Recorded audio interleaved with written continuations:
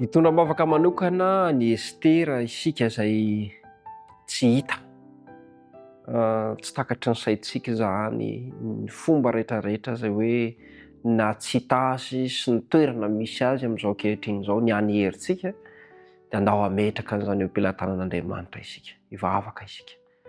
Ray malala tsara indrindro, Andriamanitra mihaino vavaka ianao, any an-danitra any ianao no iresahanay amin'izao ora ankehitriny izao.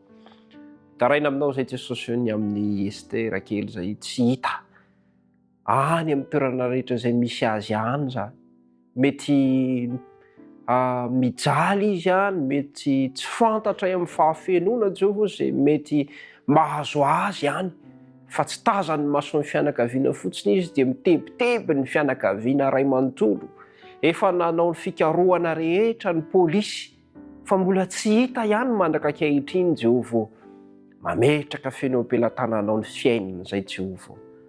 Ny fandrianay lalina ao anaty ao Jesosy dia mba ho hita izany zanakao izany, ary mba ho tafaverina soamantsara eo alohan'ny fianakaviana indray izany zanakao izany, ary mba hiaraka hifaly miaraka amin'ny fianakaviana rehetra. Ny zokony izany izao eto no mitaraina sy mangataka vavaka manokana mba hoe ametrahana izany eo am-pelantananao. Fa inona Jehovah fa ny ankonana rehetra mihitsy no mitaraina sy miangavy amin'izany isan'andro isan'andro.